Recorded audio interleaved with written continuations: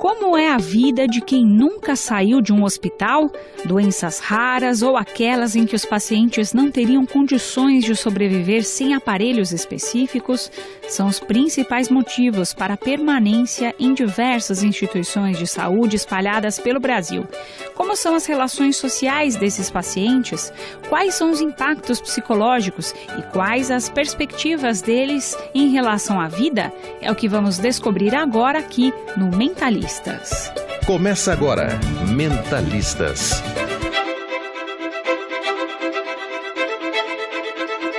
E para falar sobre vida em hospital, aqui no Mentalistas, eu convidei Ambrósio Brandão, que é diretor clínico e coordenador da ala psiquiátrica do Hospital Geriátrico Dom Pedro II. Como vai, doutor Ambrósio? Tudo bem? Tudo bem, Camila. Obrigado pelo convite.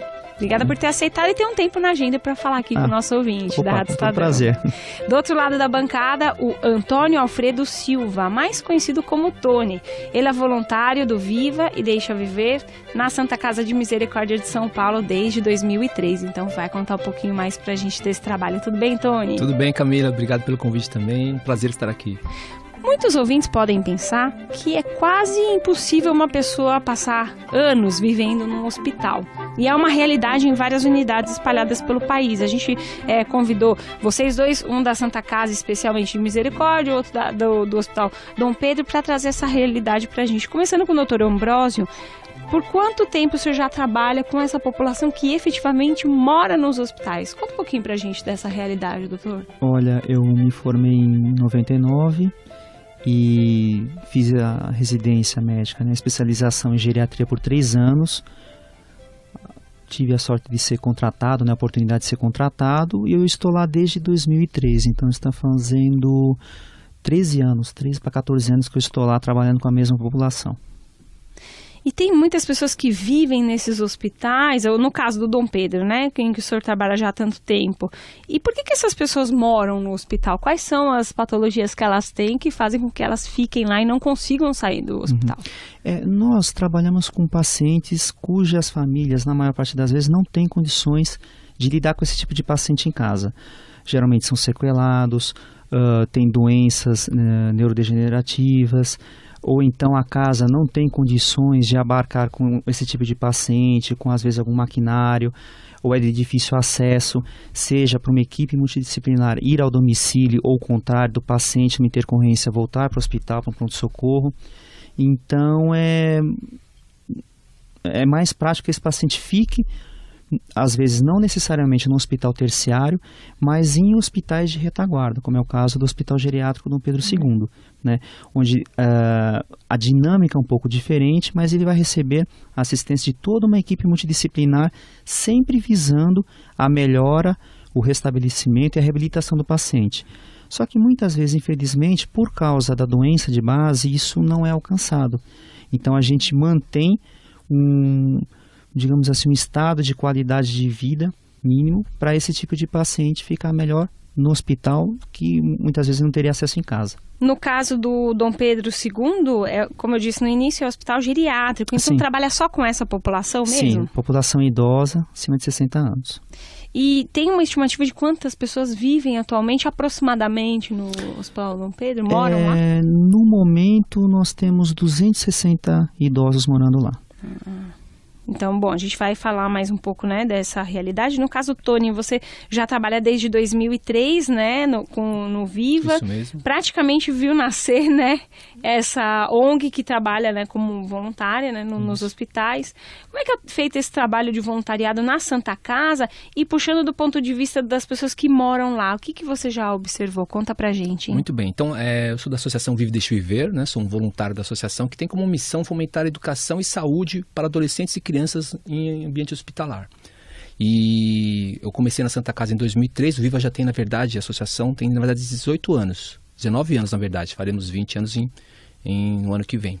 E desde 2003 começamos a abrir esse processo dentro da Santa Casa, então não havia ainda nenhum voluntariado lúdico, de contação de história, que é a nosso norte, e a partir daí a gente comecei a ter contato com os pacientes lá que vinham, diferente do hospital geriátrico, assim, a gente não tem aquela população já grande de residentes, as crianças vinham e iam embora, tinham altas ou até alguns óbitos aconteciam ali, a gente tinha contato, mas há uma população pequena ainda dentro do hospital de moradores mesmo, né?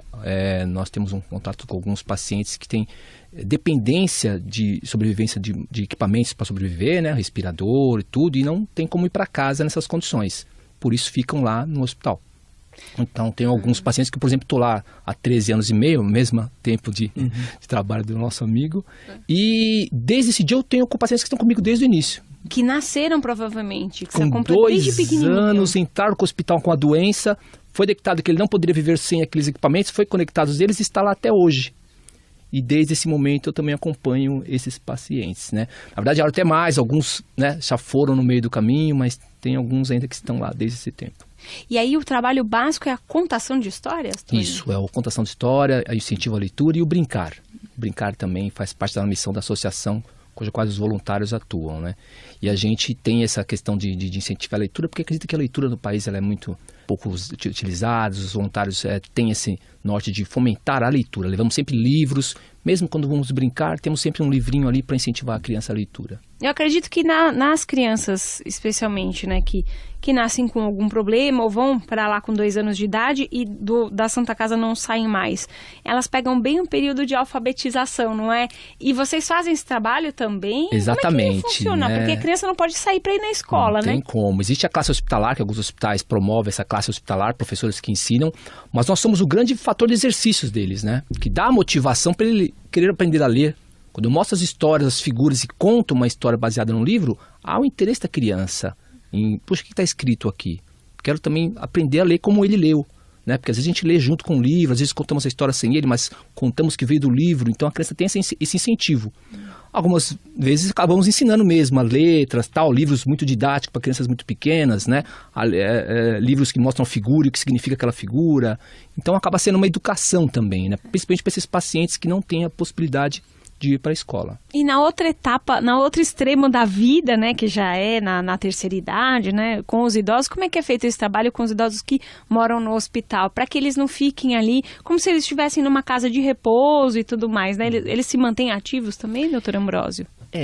Muitos se mantêm ativos, né? Tem uma parcela que nós não conseguimos abordar por puro comodismo do próprio paciente, por uma questão cultural. Tem uma abordagem não só em relação à terapeuta ocupacional, que nós temos esse profissional dentro da nossa equipe multidisciplinar, mesmo, aliás, independente da profissão da equipe, vai um médico, vai um nutricionista, vai um enfermeiro, vai assistente social, vai o fisioterapeuta, o fonoaudiólogo, e a gente tenta estimular aquele paciente, mas uns se mostram tão irredutíveis que a gente fica até um pouco frustrado, né? Poxa, vamos dar qualidade de vida, e qualidade de vida dentro do hospital, mesmo que seja geriátrico, numa dinâmica diferente de reabilitação, não somente remédio pela boca, comer e dormir. Não, a vida é muito mais do que isso com qualidade, mesmo que o paciente tenha uma patologia, muitas vezes sem cura, né? Mas uma parcela fica impassível, mesmo que haja muito estímulo. Agora, outros são estimulados, né? Nós temos atividades não só da terapeuta ocupacional, do serviço social, de um grupo de voluntários que estão dentro de um comitê de humanização, né, que é ligado à direção do nosso hospital. Nós desenvolvemos não só atividades lúdicas, né, por exemplo, um bingo, um jogral entre eles, mas, por exemplo, nós temos oficinas de costura, de pintura, atividades que estimulam a cognição de pacientes que estão com algum comprometimento neurológico ou psiquiátrico, através da música, através de pinturas, através até de conversas em grupo, né, que a gente junta os pacientes quando isso é possível. Né? Por sermos ligados à Santa Casa de São Paulo, nós temos uma igreja dentro, né, uma capela, então alguns até ajudam na atividade religiosa, né, dessa capela, alguns pacientes. Na sua avaliação, essas atividades, doutor, elas contribuem muito para a evolução ou não do diagnóstico psiquiátrico? Quer dizer, aquele paciente que está inserido em todas essas atividades que o senhor mencionou, né, as oficinas de cultura, costura, música, ou até essas religiosas, até com a experiência que o senhor tem, né? Eles evoluem melhor do que aqueles pacientes que são mais resistentes e que não fazem esse tipo de atividade porque não querem simplesmente. Sim. Inclusive, eu vou falar até em relação à medicação.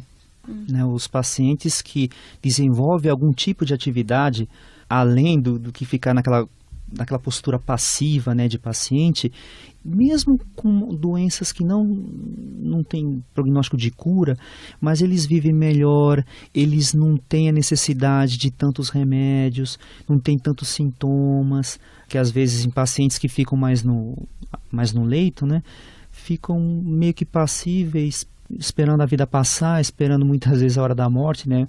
E esses não, eles têm uma garra para viver, uma vontade, uma gana de se relacionar com os outros pacientes, com os funcionários, com os voluntários que vão lá, às vezes algumas visitas de familiares, eles evoluem muito melhor. E necessitam, algumas vezes, até de menos medicações. E para vocês também essa realidade é a mesma, Tony? As crianças também têm essa gana de viver e de interagir com as outras pessoas? Você percebe na sua experiência? Sim. Inclusive, essa questão das pesquisas, só referenciando o que o Dr. Ambrosio colocou, que há pesquisas que mostram isso, que a diminuição dos medicamentos. Temos na Santa Casa uma pesquisa sobre essa que foi feita alguns anos atrás, de uma psiquiatra, uma psicóloga, acredito, que ela mediu justamente isso. Depois que os contadores de histórias entram na atuação e as crianças que recebem a atuação, como elas se comportam para a hora de dormir. Então, havia redução de medicamentos, havia um bem-estar melhor das crianças que não passaram pelas nossas atuaões, né? Então, isso é só referenciando isso.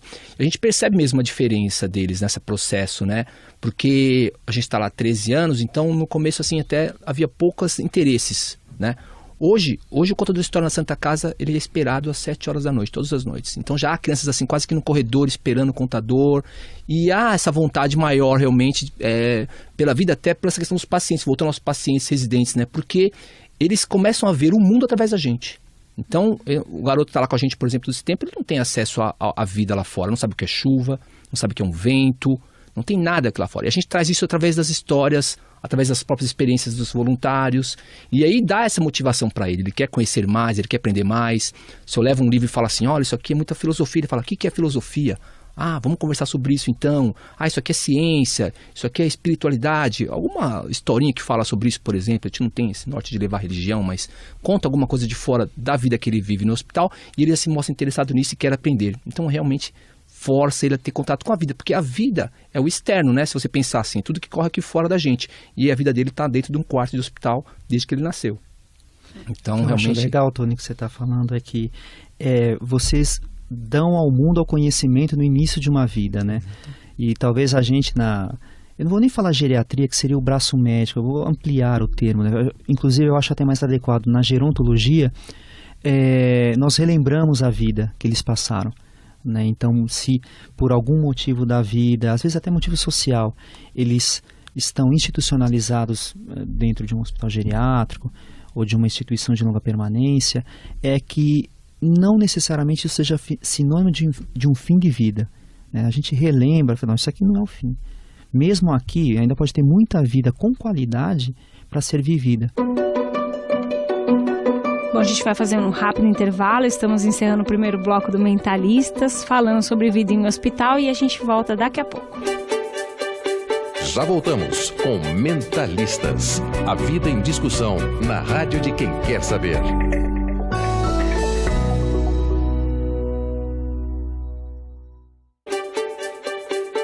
Você ouve Mentalistas com Camila Tulinski.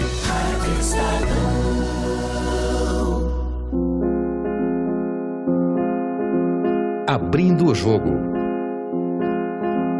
Aqui no Mentalistas você vai conhecer a história de Lucas, que tem 17 anos de idade e mora desde que nasceu na Santa Casa de Misericórdia de São Paulo.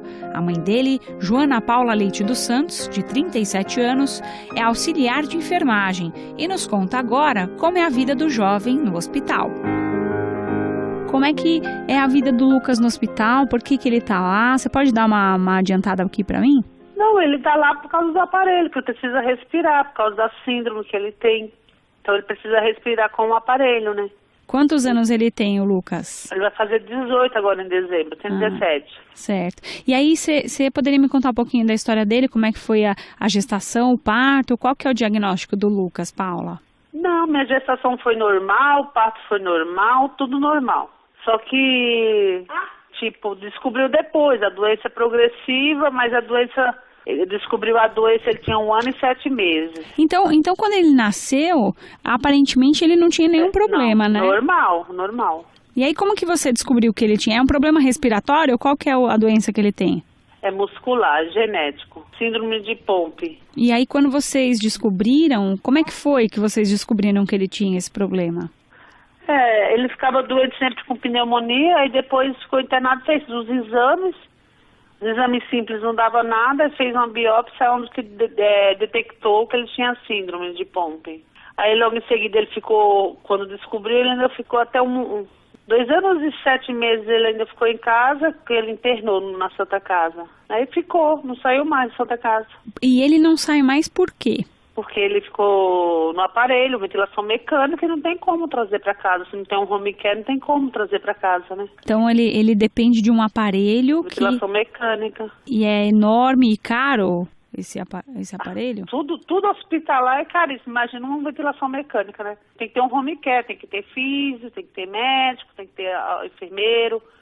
Sem o auxiliar, eu nunca trago ele para casa, jamais. Se eu arriscar a vida dele. Quando que você descobriu que ele ia ter que viver no hospital, assim? Você lembra do período, do momento em que caiu a ficha que ele ia ficar por lá e que ele não ia conseguir mais sair? Eu já tinha uma noção, antes dele internar, a médica já falou, uma neurologista falou, se ele fosse pro tubo, provavelmente ele não saía mais, e foi o que aconteceu. Eu já estava meio que preparada, lógico, a gente nunca é preparada para um filho estar no hospital ou morrer, no caso, ninguém nunca é preparado, mas... Não é preparado, mas a gente tem que aceitar, fazer o quê? Ô Paula, ele é seu primeiro filho? Ele é o meu primeiro filho, aí depois eu tenho mais 2, mas de outro casamento, porque aí eu separei porque eu já não podia ter mais filho com meu ex-marido, que é primo de 2º grau. Lógico, que assim, eu não acredito muito que seja isso, porque aí é familiar, porque tem um monte de casos que eu conheço, onde eu trabalho descobriu casos agora também, e os pais não tem nada a ver, não são primos. Então eu acho assim, que é coisa de sangue, mas geneticamente eles falam que é primo, né? E nesse comecinho, quando o Lucas começou a ficar mais tempo no hospital, né, você consegue se recordar de como que era esse seu convívio com esse filho que não saiu do hospital? Meu convívio ficava 24 horas com ele, 24 horas, dia e noite, numa cadeira dura, que antes não era poltrona, era uma cadeira dessas de plástico. Dia e noite, já imaginou dormir numa cadeira daquela? Até os 8, 9 anos. Aí depois que eu fiz o curso, sou auxiliar de enfermagem. E você fez o curso muito por causa disso também, Paula? Sim, eu fiz assim por causa do Lucas, que eu via muita gente assim, tem um coração meio que duro e que existe em todas as áreas. E eu fiz mais por causa dele. Teve gente, você vai trabalhar em pediatria, e justamente eu trabalho em pediatria. E assim, eu amo trabalhar em pediatria, adoro criança, sabe? Uhum. Mas assim, foi justamente, tipo assim, quando eu ficava aí dia e noite, morria criança, a gente já pensava, nossa, o Lucas vai ser o próximo, né? Porque o Lucas com a síndrome que tem. Uma criança com pneumonia ou com outro probleminha mais tranquilo, que pode tratar e pode ir embora, né? Que acabava morrendo. Aí já vem na cabeça, né? O Lucas ia ser o próximo, mas assim, depois parei para pensar, eu falei, não, o Lucas, a gente não tem que pensar assim, porque se a gente for pensar assim, a gente vai ficar louco. Então, cada dia tem um tempo certo, né? Cada criança, a gente mesmo tem um tempo certo, né? Claro. Por Deus. Então, e ele tá bem, ele fica super bem, tranquilo, mas eu já vim deixar ele sozinho mesmo, já é grande. Certo. E como é que ficou a vida escolar dele, por exemplo, né? Na escola? Então, assim, às vezes tinha umas professoras da Santa Casa, e depois parou de ir. Aí as voluntárias do Vivo, que ensinou bastante o Lucas. O Lucas aprendeu muito, muito por causa das voluntárias, não por causa de professor. Que na Santa Casa tinha professor, agora não sei se tem agora. Por causa dessas crises eu não sei como que tá. Antigamente tinha, mas não ia para eles. Só que agora tem umas voluntárias do Vivo que ele aprendeu bastante com elas. Elas ensinou tudo pro Lucas. Inclusive o Lucas sabe ler. super inteligente, entendeu? Agora parece que está indo professora. Lucas falou que acho que uma vez por semana tem uma professora que faz parte da Santa Casa. Quer dizer, embora ele esteja dormindo e morando no hospital, né, para as pessoas que não fazem ideia, nem tem gente que vive mesmo assim anos no hospital, né, Paula? Ele conseguiu ter uma educação escolar ali, né, ao longo dos anos. Com certeza, ele é super inteligente, Lucas sabe ler, eu até fiquei impressionada no dia que eu levei o jornalzinho do metrô e falei, Lu, lê aqui, e ele começou a ler. Ele até brincou comigo, mas você tá me tirando? Porque tipo, ele sabe ler, né? Entendeu? Super Paula, inteligente. Ele já saiu do hospital alguma vez, assim, para passear ou não? Isso não é possível diante da doença? Saía aí dentro da Santa Casa, tem algumas enfermeiras, aí vai mudando de pessoas para pessoas, aí tem uns que acaba falando que não pode. Só que, bem antigamente, ele saía para passear aí fora, no prédio. Você conhece Santa Casa? Conheço. Então, ele saía para passear nos finais de semana, a gente levava, os enfermeiros... Mas mudou muita gente, então muda tudo, né? Eu pergunto isso porque, por exemplo, ele não conhece muitos os lugares. Por exemplo, um parque, praia, essas coisas. As imagens que ele tem, como é que elas chegam para ele? Só por televisão, essas coisas? Televisão, internet, essas coisas. E ele fala do desejo de um dia poder sair do hospital? Vocês conversam sobre isso, Paula? Eu converso, eu falo, mas assim, com o pé no chão. E ele entende, às vezes fica triste, mas entende. Eu não fantasio, às vezes tem muita gente que não tem noção, que fantasia, né? Esse vai embora para casa. Não é assim, a realidade é totalmente diferente. Realidade, aparelho, ventilação, é uma vida. Então não adianta eu querer trazer ele para casa sem ter recurso nenhum. Eu preciso trabalhar, eu preciso me manter. E se não tem ninguém para cuidar dele, e aí? A situação não é fácil. E aí eu deixo isso bem claro para ele. Eu até entrei com o processo, mas eu não confio muito, porque eu sei que uma coisa que é só Deus, que é muito caro. Do jeito que o Brasil tá, o mundo tá, ainda tem gente que sonha, mas eu sonho meio com o pé no chão.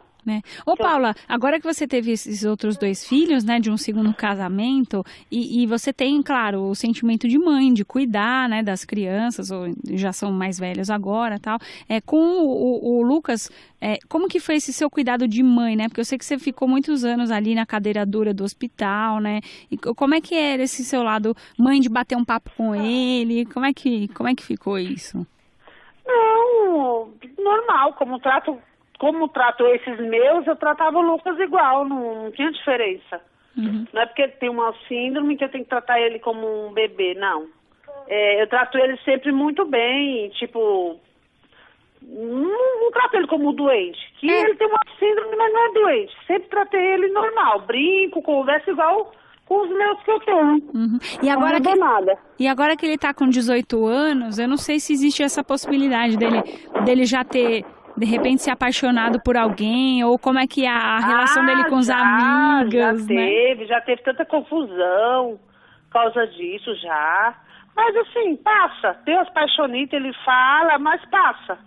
Mas ele tem outras pessoas que convivem com ele nesse mesmo espaço, mais ou menos na mesma idade? Como é que é? Não, na mesma idade não. Tem a Tainá que tem o quê? 8 ou 9 anos, uma coisa assim.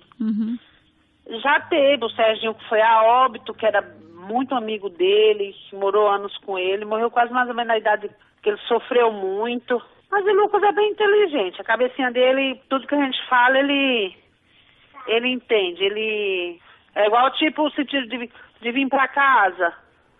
Eu explico pra ele, Lucas, eu não sei se acontece, porque o jeito que o mundo tá hoje, nem convenho. Eu trabalho em particular para liberar no home care, imagina público, SUS. Tem gente que às vezes sonha, assim, um sonho que pode ser, quem sabe, a gente nunca é impossível para Deus. Mas assim, a gente tem que pensar com o pé no chão. Não adianta, não, Lucas, você vai para casa, não adianta. A gente tem que ter realidade, se for, opa, que bom. Mas com tudo que tem direito, não adianta eu querer trazer ele só com o aparelho e aí, depois ele passar mal, onde que eu levo esse menino? Porque a responsabilidade, ô Camila, saindo de lá já era. É verdade. E aí, é uma criança de risco. Para você como mãe, você se sente mais segura ele estando parado no hospital? Com certeza, porque assim, Saiu de lá, acabou. Eles não vão querer mais ter responsabilidade aí. Para mim trazer ele tem que ter um acompanhamento completo, tudo. Vocês chegaram a ter atendimento psicológico também? Muitas vezes. A psicóloga deu alto porque fala, Paula, você acho que é mais equilibrado tipo que ela. Eu tenho a cabeça muito boa, filha. Eu tenho meu pé no chão, sabe? Vai fazer o quê, Camila? Tem um problema, vai se escabelar, vai morrer? Se morrer, anda o tempo com quem vai cuidar dele. No início você sentiu um certo sofrimento com a relação ao Lucas ficar lá no hospital? Sim, com certeza. No começo a gente sente, até se revolta com Deus. Aí às vezes a gente dá uma revolta, mas depois para pra pensar, não tem nada a ver. Se Deus quis assim, tem que cuidar, né? Até onde Deus quiser. A gente ouviu então o depoimento agora da Paula, que é mãe do Lucas. Ele é paciente da Santa Casa, vai completar 18 anos agora, né? Contando um pouco mais desse lado de mãe, né? Como é ser mãe, é o primeiro filho dela, que nasceu já com um problema respiratório, vivendo no hospital. Hoje ela é casada, né? Fez a vida com outros 2 filhos, mas ela continua indo até o hospital todos os dias da semana que ela pode, trabalha com enfermagem, né? Mas todos os dias que ela pode ir indo lá, falando um pouquinho mais pra gente desse sentimento, né? Que por vezes ela queria muito ser mãe dessa maneira mais, como é que a gente pode dizer, socialmente dita, né? Que é você ter o seu filho próximo de você, e o contrário também é verdadeiro. Falando um pouco mais dessa questão da inserção da família na vida dessas pessoas que precisam permanecer no hospital.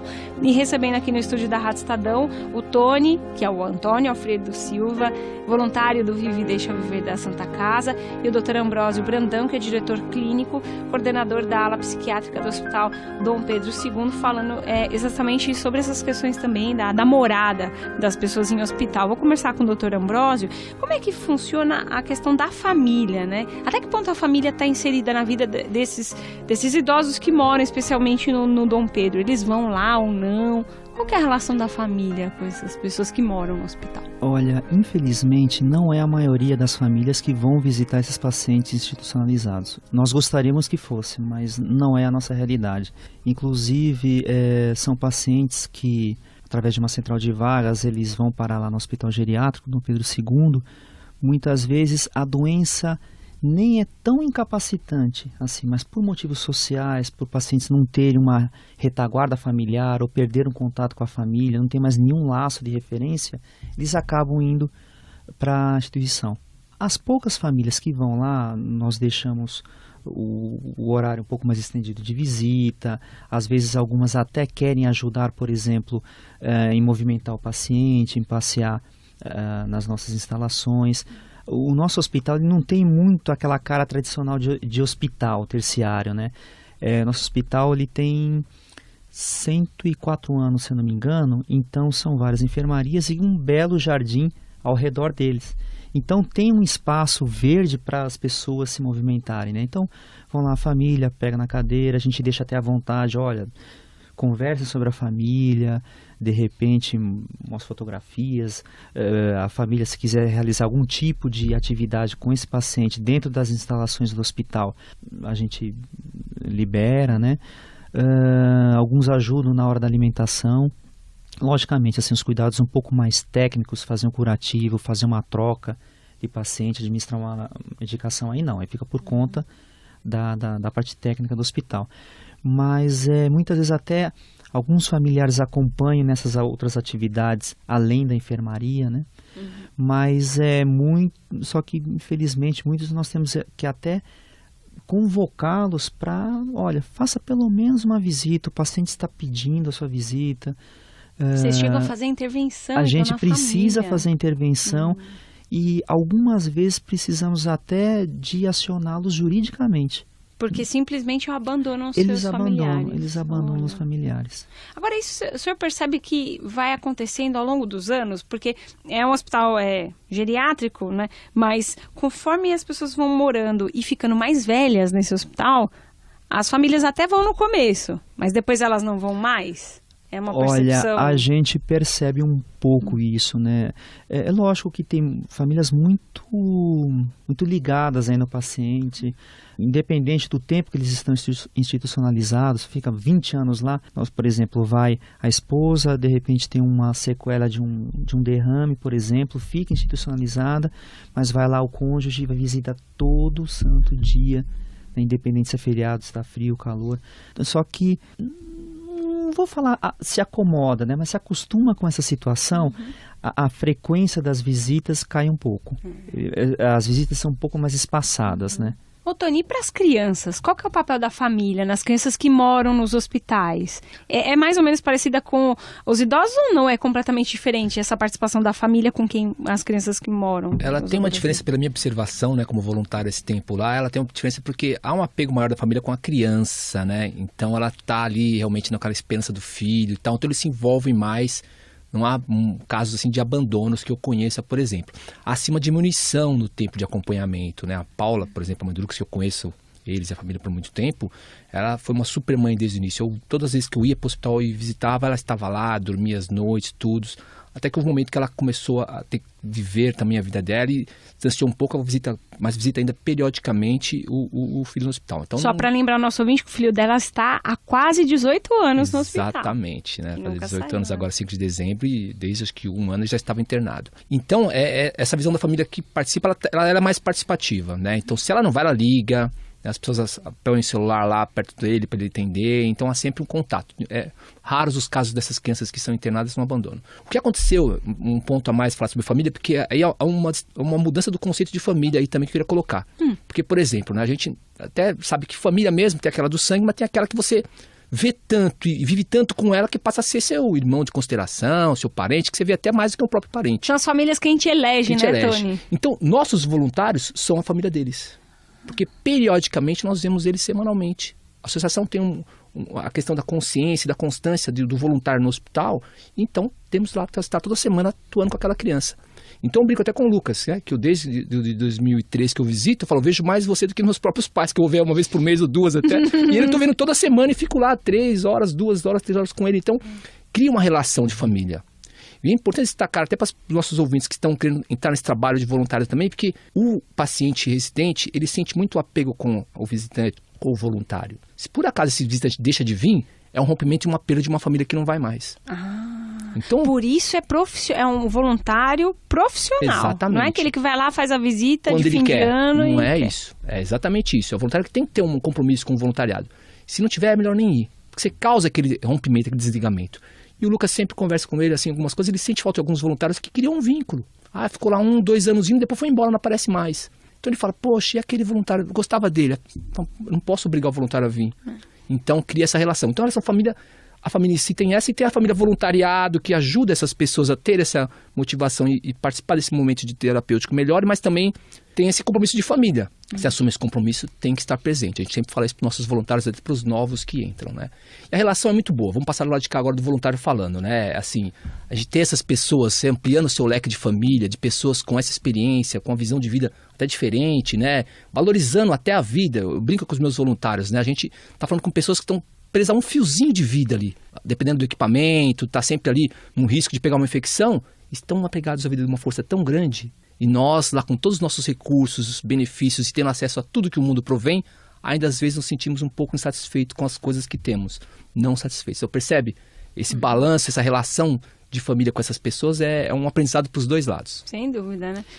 Eu não sei se acontece com o Tony. Às vezes nós temos até um pouco de problema com algumas famílias que, uma vez que eles moram lá, os nossos funcionários estão lá, né, no hospital diariamente, dependendo do idoso, ele nos vê como família, e aquela família que vai lá quinzenalmente, depois vai mensalmente, ou vai semestralmente, meio que isso é apagado dos idosos. Eles tratam os funcionários como a família deles. Então, muitas vezes chega o familiar, um filho, um sobrinho, um neto, o paciente ele fica meio que inerte, como se fosse um estranho. Um pouco, né? E depois, eu sou seu parente e tal. Não, meu parente é alguém da equipe de enfermagem que está lá todos os horários, sabe? Alguém que tem todo dia ou várias vezes ao dia contato com aquele paciente. Então a gente meio que passa a ser família, a família fica até um pouco enciumada, né? Fala assim, olha, visite mais, que seja um estímulo, né, para isso. Porque é isso mesmo, é a relação de tempo que você tem com a pessoa que transforma as relações, né? Como eu te falei, ele é a gente como paciente. Nunca tivemos esse conflito com o parente porque nós atuamos no horário fora do horário de visitas, né? Mas eu percebo essa colocação quando ele convida a gente, por exemplo, aqui, vem no Natal aqui para passar o Natal comigo, vem aqui ver um programa de televisão bom, por exemplo, a abertura da Copa do Mundo. O Lucas adora futebol. Ele me chama para assistir lá com ele, né? Vem aqui, mas ela fora do horário do voluntariado, eu não posso ir. Não, mas faz um esforço, vem aqui. Ele quer o familiar presente em momentos importantes para ele, ali no aniversário, no Natal, no Ano Novo. Então a gente também tem isso de um outro modo, mas também percebemos isso. Eu queria que vocês trouxessem pra gente aqui, né, que da Rádio Estadão, os nossos ouvintes, algumas histórias, assim, que marcaram esses anos todos de experiência dos dois lados, né, tanto por parte dos idosos quanto da parte das crianças e adolescentes. Se vocês poderiam trazer uma história, por exemplo, uma curiosidade, qual é a pessoa mais velha de idade ou a que está há mais tempo vivendo no hospital geriátrico Dom Pedro II? E no caso da Santa Casa, talvez, né, alguma criança que tenha chamado mais atenção, de alguma história que você lembre, Tony, que te marcou mais em 13 anos que você trabalha lá, né? Começando com o Dr. Ambrosio, vai. Amigo, eu não vou me recordar o nome dele, né? Mas é um senhor que, se eu não me engano, ele está beirando 100 anos, ele está uns 72, 73 anos lá dentro do Dom Pedro. E em relação às senhoras, tem uma senhora que está lá em torno de 65 anos. Desde 1911, quando foi fundado, né, o Hospital Dom Pedro, nunca teve essa questão de tão somente ser um hospital geriátrico. Meio que recebia todas as pessoas que dentro da sociedade não eram inseridas, né? Tinha muita crianças com paralisia cerebral, com alguma deformidade física. Às vezes não tinha nenhuma deformidade física, mas eram filhos de relacionamentos não permitidos no começo do século passado e eram institucionalizadas lá e acabaram ficando. Pessoas que entraram lá crianças e foram envelhecendo. Tanto que a nossa instituição, por muito tempo, ficou conhecida como Asilo do Jaçanã. Porque tinha essa questão mais assistencialista, né? Mas agora, meio que de uns 20 anos para cá, nós meio que profissionalizamos assistência a esse tipo de paciente. Lógico, no começo eram crianças que envelheceram, né, conforme passaram o tempo, mas agora o critério de admissão é tão somente a idade. Eu tenho uma curiosidade, porque, como o senhor falou, tem uma paciente, uma mulher que está há 65 anos no hospital. E um homem há 73 anos também vivendo no local. Eu fiquei pensando, né, de coisas mais antigas e coisas que temos até hoje, né.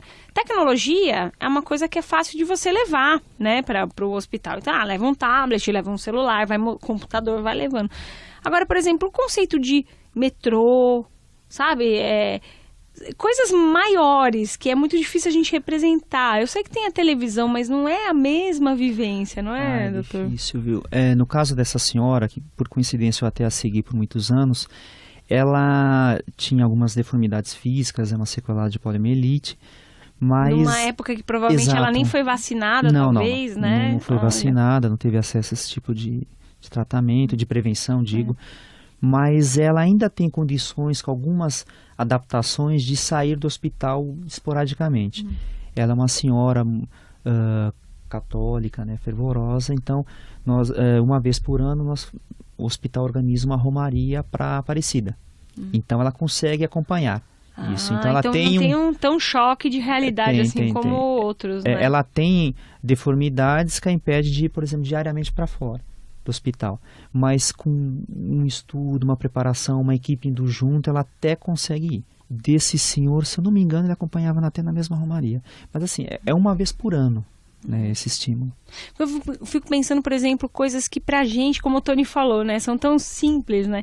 As pessoas que têm todo o repertório, o acesso, não dão tanto valor, mas eu fico imaginando uma criança, por exemplo, que nunca viu uma praia, nunca pisou na areia do mar. Por exemplo. E vou dizer uma coisa pra vocês, falando de histórias assim, o mais difícil não é mostrar isso, mas mostrar conceitos da sociedade do dia a dia que ele não tem na mente, por exemplo. Por exemplo? Então, Michael Jackson faleceu um tempo atrás, era muito comum passar vídeo da televisão e falaram num dia na televisão que ele cometeu suicídio. E o Lucas não entendeu essa palavra. Mas o que é suicídio? Então você percebe, além de explicar coisas, né, materiais, tem as coisas que também são do cotidiano que não dá para entender. E eu fiquei nesse problema. Como é que eu explico para ele o que é suicídio? Para ele, eu tentei explicar e não consegui, sabe? Ficou naquele tempo, mas por que eu não consegui? Porque ele não conseguiu pôr na cabeça dele esse conceito de uma pessoa rica, famosa, com tudo que tinha de direito, tirar a própria vida, né? Então, mais do que explicar o que é um metrô, o que é uma chuva, o que é um vento, é explicar esses conceitos, né? Ele viu na televisão, a televisão estava lá, mostrou, e ele perguntou para mim, pô, o que é suicídio? Diz que ele cometeu suicídio, o que é isso? E aí vem esse conceito que é muito mais difícil de explicar, né? Então, nessa dos conceitos, agora eu fiquei pensando, né? Diversos. Porque muitos conceitos, a gente já falou em outras oportunidades aqui no Mentalistas, né? No nosso programa, a questão do bullying escolar. Por exemplo. Que muitas vezes vem também a primeira descoberta da criança com preconceito. Muitas ela não sabe o peso que ela ser negra, por exemplo, tem, mas quando ela começa a se socializar na escola, aí ela tem os primeiros contatos do amiguinho que fica falando que já vem também de conceitos da casa dele por vezes e por aí vai. Essas crianças que moram lá, você percebe que até nesses conceitos mais básicos da sociabilidade, elas têm essa dificuldade? Tem, e eu falo pra você, essa parte mais difícil de explicar pra eles, né? Então, explicar um metrô, explicar uma chuva, te mostra, traz um texto científico, etc. Esses conceitos é uma coisa mais difícil de explicar, né? E por fato de eles não estar vivendo na sociedade com a gente, convivendo com essas coisas, eles também não têm instrumentos para elaborar e aceitar essa explicação também. Então, eu lembro que esse debate do suicídio com o Lucas ficou parado, a gente ficou assim, eu não sabia mais o que falar, ele não conseguiu entender. E parou por ali a conversa, né? E morreu o assunto, mas essa é a parte mais difícil, né? E tem uma história legal, voltando às histórias que você pediu até para contar, assim, o Lucas tinha um amigo lá que estava com ele também com o mesmo tipo de doença, e viveram lá por quase 10 anos juntos, né? E interessante como as pessoas tocam eles, né? Tem um médico no hospital lá que está há muito tempo com ele também, né? O Dr. Marcos. E no final do ano a gente levou um coral para cantar para esses dois meninos, que os dois viviam juntos no quarto, né? E aí levamos um coral do Conto Viva, de contador de história, cantou, e era música de Natal. E aconteceu um detalhe que os dois têm dificuldade de falar por respirador, né? Tem um atráqueo. E eles começaram a cantar junto com o coral. E o médico, quando viu isso, ele começou a se emocionar e chorar ao lado do quarto, ao lado dos meninos. Ele deve sair do quarto chorando assim tudo, né? Então essa questão, né, de relação com o paciente, moradores do hospital, você transforma as pessoas, porque veja, todo mundo tem aquela simbologia, né, doutor Ambrosio? Pode ver que o médico é a pessoa fria, é aquele que só trata da medicação, até às vezes é chamado de desumanizado, não concordo muito com isso, mas às vezes as pessoas falam disso. Mas, na verdade, tem um ser humano muito importante lá dentro, que é emotivo, que está vendo tudo aquilo lá. Ele pode não demonstrar isso facilmente. O Dr. Marcos conseguiu fazer isso num momento específico que houve com os residentes lá, que ele cuida também desde quando nasceram ali. Mas você vê como puxa essa relação também, né? De trazer a emoção de pessoas que estão ali, que estão convivendo com ele, que são parentes dele, que são pessoas que estão no dia a dia com ele, né?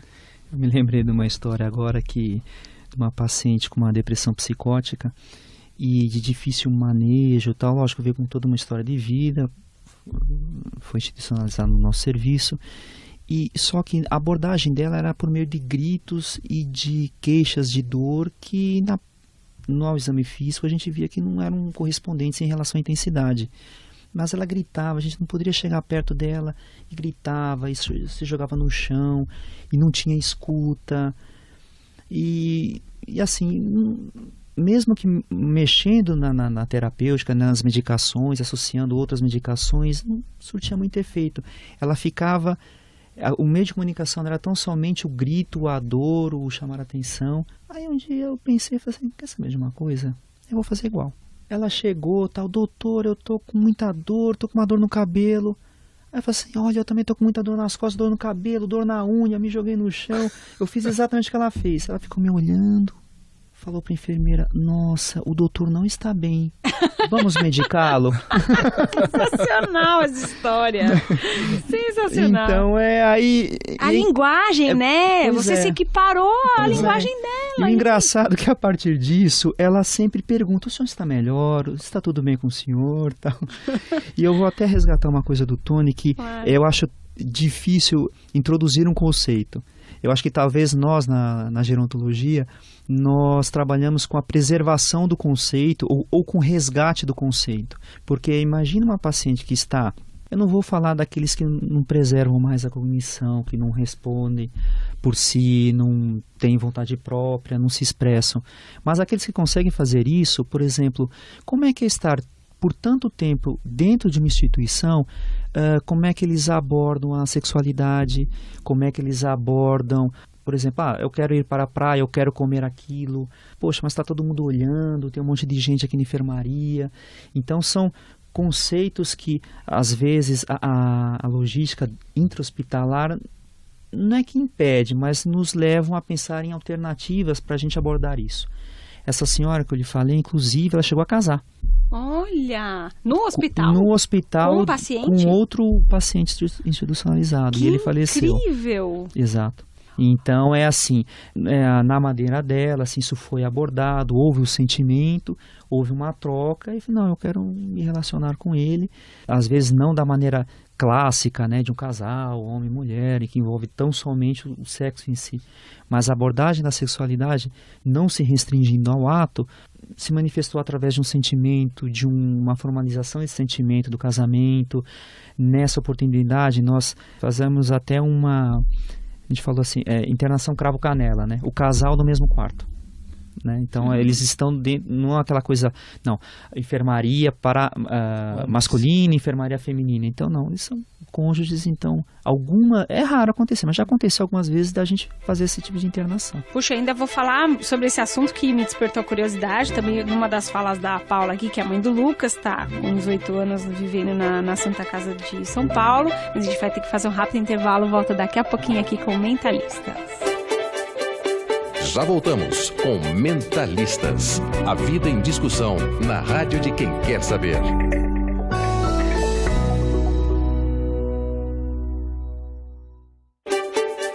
Você ouve Mentalistas.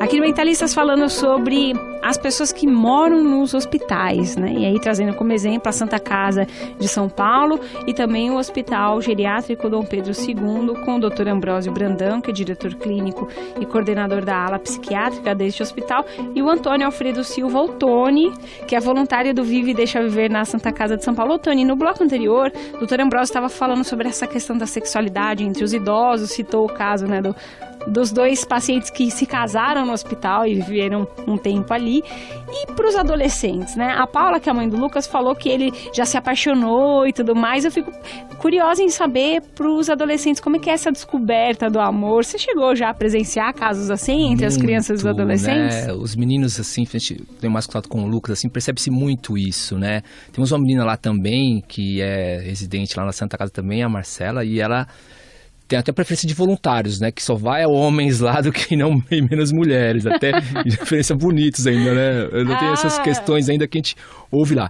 E eu acompanhei muito do Lucas também, assim, dessa questão de conhecer isso. Então você vê toda a evolução. É uma criança que evoluiu, era brincar de carrinho, de super-herói, de bonequinho. De repente ele não quer mais as histórias simples, quer histórias mais que falam de coisas diferentes, e filosofia, espiritualidade, tudo. E aí vem as figuras que aparecem, né? A gente vê na televisão, ele pergunta quem é essa atriz, acha ela muito bonita, e aquela outra, e tal. Então ele até pede que as pessoas, vou ver se essa atriz vem aqui me visitar, quero conhecer, queria muito conhecer a Bruna Marquezine, uma época.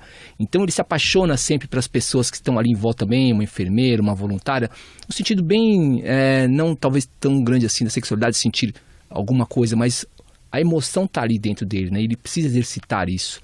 Precisa ter uma namorada. É um direito dele também como adolescente. Ele vê isso, ele é estimulado isso através da televisão, né? Infelizmente eles veem televisão direto e a televisão só mostra isso. Então é estimulado por isso. Então ele quer ter isso também, né? Só que o grande desafio nosso é explicar para ele que algumas coisas não dá para acontecer como deveriam. Então, há uma namorada, por exemplo, né? Como poderia ser isso, né? Ele tem a conta no Facebook, ele conversa com as pessoas. Ele tem rede social, rede social, e através de voluntários e outros profissionais, fazem a comunicação. Os próprios familiares também fazem comunicação com ele em relação a isso. E ele conhece pessoas, quer conhecer e quer namorar, quer ter a namorada dele também, né? E há esse jogo que nós lidamos com isso todos os dias ali, vivemos com esse dia a dia. Às vezes ele está mais empolgado com isso, às vezes desligo menos, mas faz parte da evolução e a necessidade dele é presente, é latente. Isso, a gente percebe isso no dia a dia. Em algum momento eles têm dúvidas com relação a isso e de alguma maneira esses conteúdos são passados para eles, para essas crianças e adolescentes? Eu sei que o Viva tem esse trabalho específico de contação de história e tal, mas de repente você já viu isso, algum outro trabalho sendo realizado com relação a isso? Não conheço nenhum trabalho desse tipo. Eles normalmente nos questionam isso através das próprias histórias também, né? Ah, porque não são só histórias infantis que vocês levam, por exemplo? Infantis, são várias histórias. E acontece relações, separamentos, a questão da morte também. Temas que estão nas histórias, né? Então, realmente, eles perguntam isso pra gente. Mas eu, por exemplo, não tenho essa bagagem de dar uma instrução adequada para ele. Eu normalmente me omito e tento ser mais superficial, levando essa questão à parte psicológica e assistencialista do hospital, né? Olha, o garoto está perguntando muito sobre namorada, é preciso trabalhar isso com ele, né? Deixa isso para os profissionais, né? Mas lógico que com as histórias e com o nosso contato dia a dia, isso vem a nós. Mas a nossa orientação do voluntariado é levar isso a um corpo profissional mais competente para dar esse tipo de assistência para eles. No caso dos idosos lá no Hospital Dom Pedro II, tem nessa linha também dos idosos que moram já há tantos anos? Porque para eles já estão há mais tempo. Eu não sei se eles já fizeram mais descobertas do que crianças e adolescentes estão começando a viver agora, assim. Olha, eu até acredito que eles tenham descobertas, né? Porque, como havia dito anteriormente, muitos eles perderam esse resgate de esse contato com a família, resgate de convívio dentro de uma família. E meio que por mais que a gente tente aliviar isso, tem algumas normas que precisam ser seguidas, né? Em relação a horários de refeições, a tipos de refeições, horários de assistir uma televisão, conteúdos, né? Então, dentro da enfermaria, muitas vezes não dá para ser do jeito que cada um deles querem. Né? Então, voltar a um convívio social, até porque nós temos uma clientela que era moradora de rua, é um pouco complicado. Então, meio que redescobrir como é que se vive em família, dentro de uma comunidade, seguindo algumas normas. Eu acredito que são talvez uma redescoberta, né? Como é que se vive dessa forma. Né? Doutor, o senhor disse no começo da entrevista, são 260 idosos, aproximadamente, aí, né? Sim. 260 vivendo lá. Se aparecessem mais 10 pessoas para morar lá, elas conseguiriam morar? Essa questão do leito mesmo e o direito de conseguir viver no hospital, como é que isso funciona? De repente alguém falece, aí abre uma vaga, né? Como que é isso? O que acontece é o seguinte, a via de entrada para o Hospital Geriátrico Dom Pedro II é através de uma central de vagas, né? Geralmente nós atendemos a clientela pública, nós somos um hospital que atendemos 100% SUS, né? Então, os prontos-socorros municipais, a maior parte deles, logicamente, outros hospitais pertencentes à Santa Casa de São Paulo, ou, de repente, alguns outros hospitais que pertençam a instâncias públicas ou municipais ou estaduais, através de uma central de vagas, é preenchido, né, uma solicitação com as características dos pacientes, né, vão para a nossa diretoria para serem analisados e a gente vê se nós conseguimos comportar aquele paciente ou não. Às vezes o paciente precisa de uma demanda, por exemplo, cirúrgica, nós não temos, de repente, cirurgiões que possam atender aquele paciente na hora, ou então alguma complicação cirúrgica que, não, precisa de um cirurgião ficar vendo diariamente aquele paciente. Nós somos, em relação à parte médica, somos somente geriatras, né? Ou então dependentes de oxigênio, ou então que precisem de um tratamento que exija uma hemodiálise. Então, esse tipo de paciente, nós não temos uma logística nesse momento para aceitar esse tipo de paciente, né? Mas conforme a especificação, nós conseguimos. É lógico que nós somos as únicas instituições públicas que recebemos esse tipo de paciente. Então, a demanda é muito complicada, é muito concorrida esse tipo de... E nós estamos passando por um processo de reestruturação também, de reforma, não somente da estrutura física, né? Lembrando que é uma instituição de mais de 100 anos, né? O prédio é de 100 anos. Então, poxa, eu tenho que fazer uma medicina do século XXI num prédio do começo do século XX. Então, e precisa de adaptações um pouco complicadas, né? Para serem feitas ainda, né? Mas nós estamos caminhando para uma reestruturação para a gente abarcar mais pacientes que venham dessa demanda reprimida. Bom, depois desse papo aí longo que a gente teve no Mentalistas, Tony, depois de todas as histórias que você contou do Viva, alguns ouvintes podem pensar, puxa, eu queria fazer parte aí e tudo mais. Você já disse que é um voluntário profissional, então não adianta, quero lá contar uma historinha uma vez por mês e tal, e depois não aparecer mais. Eu queria que você falasse um pouquinho mais sobre os caminhos, né? Que a pessoa que, de repente, tenha se sensibilizado e queira participar, quais são os caminhos que ela deve percorrer? Eu sei que é um processo longo e queria que você deixasse um canal de comunicação também, né, para os ouvintes. Perfeito. Então, antes de tudo, para começar nesse trabalho com crianças e adolescentes, tem que gostar de brincar e gostar de criança. Esse é o básico, né? Acho que isso é um comum aí. As inscrições ficam sempre no nosso site da associação, né? www.vivedeixeviver.org.br.